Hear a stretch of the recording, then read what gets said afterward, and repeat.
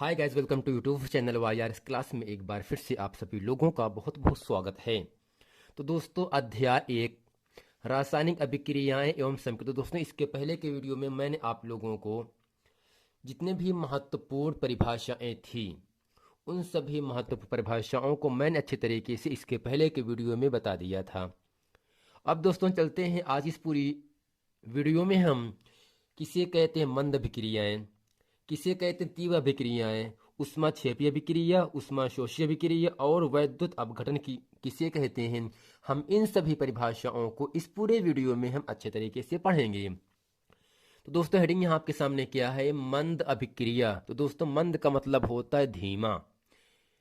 तो ऐसी रासायनिक अभिक्रियाएं जिनको पूरा करने में काफी समय लगता है या लग जाता है, मंद अभिक्रिया कहलाती है। अर्थात दोस्तों, यानी वे रासायनिक अभिक्रियाएं जिनको पूरा करने में, जिनको पूरा होने में काफी समय लगता है, उस अभिक्रिया को मंद अभिक्रिया कहते हैं। अर्थात दोस्तों, जैसे यहाँ पर क्या है, लोहे में जंग लगना एक मंद अभिक्रिया है। अर्थात दोस्तों, जब लोहे को हम खुले स्थान या नम वायु में रखते हैं तो दोस्तों लोहे की परत पर एक पीले रंग की पपड़ी जम जाती है, जिसे दोस्तों जंग लगना कहते हैं। अर्थात दोस्तों, जो लोहा होता है, लोहे में बहुत धीरे धीरे जंग लगता है। धीरे धीरे जंग लगने का मतलब क्या होगा? मंद अभिक्रिया हो रहा है।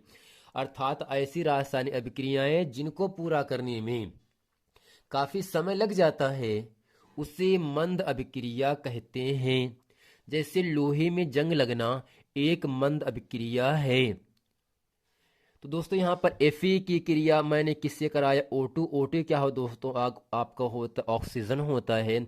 जबकि जो Fe है, Fe को हम कहते हैं आयरन। तो दोस्तों, आयरन का मतलब लोहा होता है, यानी लोहे की क्रिया मैंने कराया ऑक्सीजन से। तो दोस्तों, बना क्या? FeO, जिसे कहते हैं फेरस ऑक्साइड कहते हैं, जिसे हम जंग लगना कहते हैं। अर्थात दोस्तों, आयरन की क्रिया ऑक्सीजन से कराने पर FeO प्राप्त होता है, जिसे फेरिक ऑक्साइड कहते हैं। अब दोस्तों, ठीक इसी प्रकार CH3COOH, जिसे दोस्तों कहते हैं एस्टिक अम्ल। क्या दोस्तों कहते हैं? एस्टिक अम्ल। अब दोस्तों, इसकी क्रिया हम करा देते हैं एथेनॉल से, जिसका सूत्र होता है C2H5OH होता है। अर्थात दोस्तों, जब एस्टिक अम्ल की क्रिया, अर्थात दोस्तों, हम जो आपका एस्टिक अम्ल होता है, सिरके को बनाने में हम एस्टिक अम्ल का उपयोग करते हैं। अर्थात जो आपका एस्टिक अम्ल यहाँ पर है CH3COOH है, इसका उपयोग दोस्तों हम सिरका बनाने में करते हैं। अर्थात एस्टिक अम्ल की क्रिया एथेनॉल से कराने पर, कब दोस्तों? सल्फ्यूरिक अम्ल की उपस्थिति में। तो दोस्तों, बनता क्या है? CH3COOC2H5 दोस्तों, जिसे कहते हैं क्या है?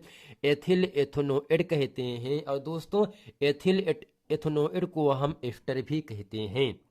तो दोस्तों, एस्टर बनने के साथ साथ जल भी बनता है, और यह जो क्रिया होता है काफी समय के बाद होता है।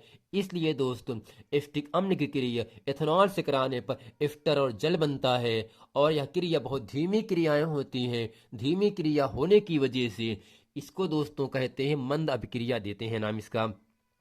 दोस्तों, आशा करते हैं मंद अभिक्रिया किसे कहते हैं ये अच्छे तरीके से आप लोगों को समझ में आ गया होगा। अब दोस्तों, चलते हैं अगले हेडिंग आपके सामने यहाँ से आता है तीव्र अभिक्रिया। दोस्तों, इसमें लिखेंगे और समझेंगे ऐसी रासायनिक अभिक्रियाएं जिसमें कोई भी उत्पाद तेजी से बनता हो, तीव्र अभिक्रियाएं कहलाती हैं। यानी दोस्तों, यहाँ पे तीव्र का मतलब तेजी से होता है, मंद का मतलब धीमी से होता है। यानी वे रासायनिक अभिक्रियाएं जिनको पूरा करने में काफी जल्दी समय लग जाता है, ऐसी अभिक्रिया को तीव्र अभिक्रिया कहलाते हैं। अर्थात तो ऐसी रासायनिक अभिक्रियाएं जिसमें कोई भी उत्पाद, अर्थात दोस्तों तीर के बाद जो भी बनेगा, अर्थात यहाँ से NaCl आपका है, सोडियम क्लोराइड है, इसी को हम दोस्तों कहते हैं नमक का सूत्र भी कहते हैं।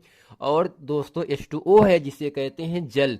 अर्थात दोस्तों यहाँ से तीर के बाद जो बन रहा है NaCl है और H2O है, इसे दोस्तों कहते हैं उत्पाद, या इसे दोनों को हम यौगिक भी कहते हैं।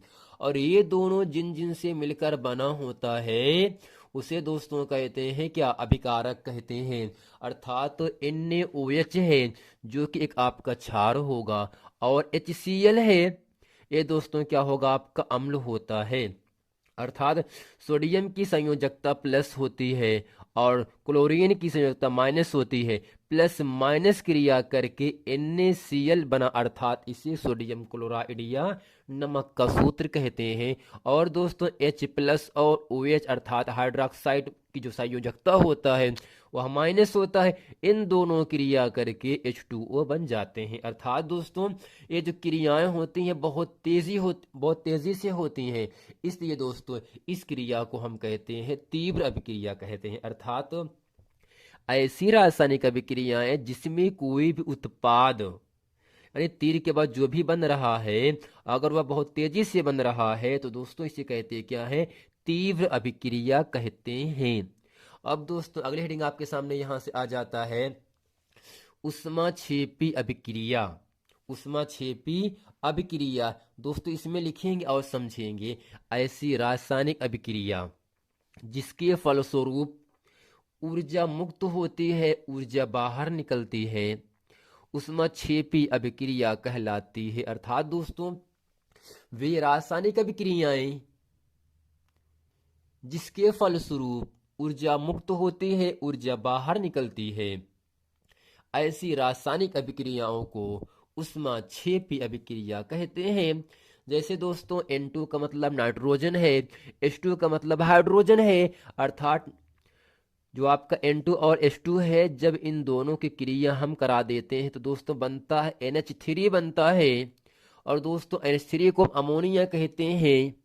और दोस्तों नाइट्रोजन की क्रिया हाइड्रोजन से कराने पर अमोनिया गैस बनता है, और अमोनिया गैस बनने के दोस्तों साथ साथ 92 किलो जूल ऊर्जा भी बाहर निकलती है, मुक्त होती है। तो दोस्तों इस पूरी समीकरण में हम कहते हैं क्या है, इसे ऊष्माक्षेपी अभिक्रिया कहते हैं, क्योंकि दोस्तों इस पूरी अभिक्रिया में ऊष्मा आपका 92 किलो जूल ऊर्जा बाहर निकल रही है। और दोस्तों यहाँ पर अगला है C+O2 है। दोस्तों C का मतलब कार्बन होता है, कार्बन का मतलब कोयला होगा। अब दोस्तों कार्बन की क्रिया मैंने करा दी ऑक्सीजन से, बनता है CO2 जिसे कहते हैं कार्बन डाइऑक्साइड गैस। और दोस्तों जब कार्बन की क्रिया हम ऑक्सीजन से कराते हैं तो कार्बन डाइऑक्साइड गैस बनने के साथ साथ 393 किलो जूल ऊर्जा मुक्त होती है, बाहर निकलती है। इसलिए दोस्तों इस अभिक्रिया को हम ऊष्माक्षेपी अभिक्रिया का नाम देते हैं, क्योंकि इस पूरी अभिक्रिया में ऊष्मा बाहर निकलती है। अगर अभिक्रिया में ऊष्मा बाहर निकलेगा तो दोस्तों ऐसे अभिक्रिया को हम ऊष्माक्षेपी अभिक्रिया कहते हैं। अब दोस्तों अगला यहां से हेडिंग आ जाता है ऊष्माशोषी अभिक्रिया। इसमें लिखेंगे और समझेंगे ऐसी रासायनिक अभिक्रिया जिन्हें प्रारंभ करने में, शुरू करने में ऊर्जा शोषित होती है, ऊर्जा का अवशोषण होता है, ऊष्माशोषी अभिक्रिया कहलाती है। यानी दोस्तों वे रासायनिक अभिक्रियाएं जिनको प्रारंभ करने में, जिनको शुरू करने में ऊर्जा का अवशोषण होता है उसे ऊष्माशोषी अभिक्रिया कहते हैं। जैसे दोस्तों N2O2 है, N2 का मतलब नाइट्रोजन है, O2 का मतलब ऑक्सीजन, यानी यहाँ पर दो गैसें हैं, नाइट्रोजन गैस है, ऑक्सीजन गैस है। यानी दोस्तों नाइट्रोजन क्रिया ऑक्सीजन से कराने पर नाइट्रोजन ऑक्साइड बनता है, और दोस्तों नाइट्रोजन ऑक्साइड बनने के साथ साथ भी दोस्तों ऊर्जा भी क्या होती है, अवशोषित होती है। तो दोस्तों ऐसी अभिक्रियाओं को हम ऊष्माशोषी अभिक्रिया कहते हैं। अब दोस्तों अगले हेडिंग आपके सामने यहां से आ जाता है वैद्युत अपघटन। क्या दोस्तों, वैद्युत अपघटन का मतलब क्या होगा, जिस पदार्थ में वैद्युत धारा प्रवाहित करते हैं तो वह दोस्तों अपने धनायन और ऋणायन में टूट जाता है। ऐसी अभिक्रिया को दोस्तों वैद्युत अपघटन की क्रिया कहते हैं। अर्थात दोस्तों यहां से समझेंगे, लिखेंगे किसी वैद्युत अपघट्य पदार्थ, दोस्तों वैद्युत अपघट्य पदार्थ मतलब ये होता है वे पदार्थ जिसमें धारा प्रवाहित करने पर वे अपने धनावेश और ऋणावेश में टूट जाए, तो ऐसे पदार्थों को हम वैद्युत अपघट्य पदार्थ कहते हैं। यानी किसी वैद्युत अपघट्य पदार्थ जैसे दोस्तों अम्ल हो या क्षार हो या लवण, तो दोस्तों अम्ल क्षार जो लवण होते हैं ये आपके वैद्युत अपघट्य पदार्थ होते हैं कि गलित अवस्था में अथवा उसके जलीय विलयन में विद्युत धारा का मतलब करंट प्रवाहित होने से पदार्थ का अपघटन हो जाता है, अर्थात जो पदार्थ है वो अपने धनायन और ऋणायन में टूट जाता है, जिसे वैद्युत अपघटन कहते हैं। अर्थात दोस्तों जैसे आपके सामने NaCl है, जिसे दोस्तों हम सोडियम क्लोराइड कहते हैं। Na का मतलब सोडियम होता है, Cl का मतलब क्लोरीन, लेकिन अगर किसी तत्व के अगर साथ में रहेंगे तो हम पढ़ेंगे क्लोराइड, अर्थात सोडियम क्लोराइड है, जिसे दोस्तों नमक का सूत्र भी कहते हैं। अब दोस्तों NaCl पर हम जब विद्युत धारा प्रवाहित करते हैं, करंट को प्रवाहित करते हैं, तब दोस्तों यह होता क्या है, Na प्लस और Cl माइनस में टूट जाता है। लेकिन दोस्तों जब हम विद्युत धारा बंद कर देते हैं तो जिनसे ये टूटा है उसी में दोस्तों मिलकर के पुनः NaCl बन जाता है। अर्थात दोस्तों यह क्या होता है, आपका एक उत्क्रमणीय अभिक्रिया होती है। यानी किसी वैद्युत अपघट्य पदार्थ अम्ल क्षार या लवण की गलित अवस्था में अथवा उसके जलीय विलयन में वैद्युत धारा जब प्रवाहित करते हैं तो दोस्तों उस पदार्थ का वैद्युत अपघटन हो जाता है। ऐसी पदार्थों को वैद्युत अपघट्य पदार्थ कहते हैं।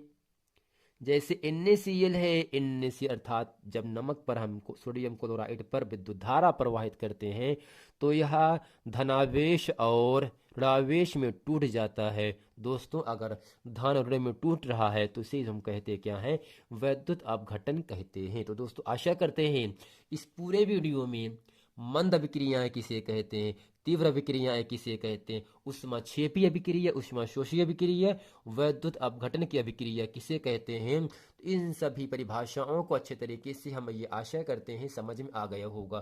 तो दोस्तों चैप्टर नंबर 1 में जितने भी महत्वपूर्ण परिभाषाएं थी जो एग्जाम में आती हैं और आएंगी और आने की संभावना है, वो मैंने 3 वीडियो में अच्छे तरीके से पूरे प्रश्नों को बता दिया। तो दोस्तों आशा करते हैं ये पूरा प्रश्न वीडियो आप लोगों को बहुत समझ में आ गया होगा। मिलते हैं फिर नेक्स्ट वीडियो में, तब तक के लिए थैंक यू।